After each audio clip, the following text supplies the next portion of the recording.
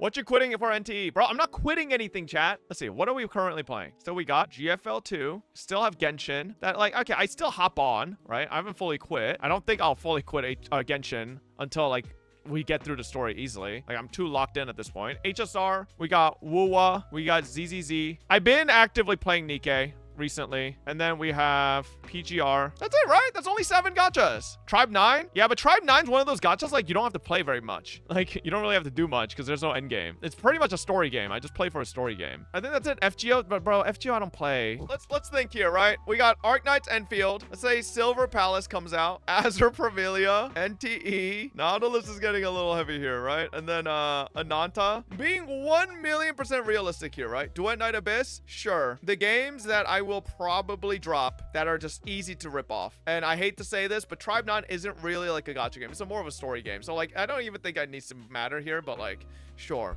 Tribe 9, Nikke. Those would be the easiest to drop. It would be. Because I've come and go from playing PGR constantly. I've come and go from playing Nikke and PGR constantly. Those are very easy for me to drop. Being completely honest, these 4 will be very hard for me to drop. Because I've just sunk so much time into all of them. And also HSR sponsors me constantly. And WUA sponsors me constantly. So like, they won't go anywhere. Girls Front Line 2 would realistically be the next on the chopping block after these 3. And then even amongst this list, chat, I'm going to be 1,000,000% fair. You have to understand, chat, some of these might sponsor me here and there, but being 100% fair and like assuming myself and what my interests are, these are the ones that will probably drop from here. And then depending on what the fuck Ananta shows, like Ananta's a question right now. We don't know. So it could be on the chopping block until we see gameplay. But everything I've seen and played from Arknights Enfield, I love. Silver Palace, everything we just saw was fucking insane. This is like 100% locked in. Azure Pamelia, everything we've seen so far, I've liked. So like realistically, the end list might look very similar to this, which would keep us at about 7 games still, right? Because we are currently at 8 gachas that I keep up with, right? And then we would actually be down to 1. Or if we include Ananta there, we'll be back keeping about 8. So what about Uma Musume? Bro, Uma Musume is not a fucking like super crazy gacha game that you got to keep up with, all right? It's a glorified dating sim. But bro, remember open world gachas are heavy? Yeah, like, don't get me wrong. If these release very close to each other, it's gonna be rough. Because Arknights Enfield exploration, I don't think Silver Palace exploration seems that heavy because it's very, like, seems like it might be a little more confined.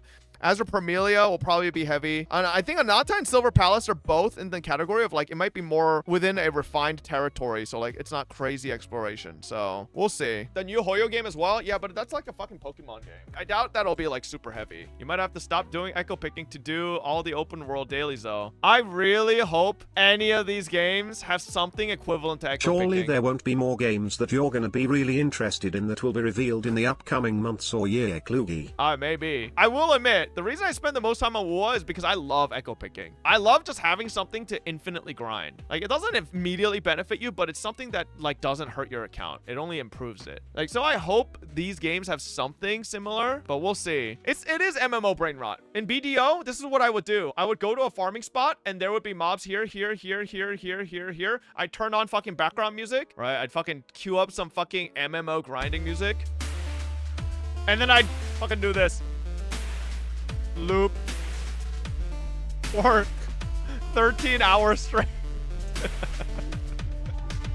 And then I just be looping over and over, all right? So like, that's the type of person I am. That's the type of gamer I am, all right? So echo picking fills that void. Remember what I used to do in Genshin? I used to fucking elite pick. I used to sit there and farm elites nonstop on Genshin. I just like having something infinite to farm. It just feels good. All this to fail, 1 tet try. True. What about Wang Yue, the other open world urban gacha? Yeah, I mean, Wang Yue looked interesting, but like, something about Wang Yue lacks the... Wang Yue kind of falls under the same category as NTE for me, like where it has this like, this vibe that feels older. Or not older, but like, you know what I mean? It's got that NTE vibe where it's... I don't know how to describe it. Right? Like, I don't know how to describe it. It's got a tower fan. Like, if there was a way to define what NTE and Wang Yue give me vibe-wise, the word is, or the phrase is, Tower of Fantasy. That is the vibe that it gives me. I don't know any other descriptor that fills what I'm trying to say here. You could infinitely grind variety. There are thousands of games available. Oh, shut up. These are gacha games. It's not meant to be a main game that you can sink more than 2 hours daily. I know, and that's why I play 8 of them, so that I can rotate. You're right. What about Uma Musume Global on your list? Again, I don't really feel like Uma Musume is going to be a heavy game that I need to rotate through. I don't think it's that at all. So maybe it's time to consider an account manager. Nah, I don't think so. I don't need no account manager, boy. I don't need nothing like that.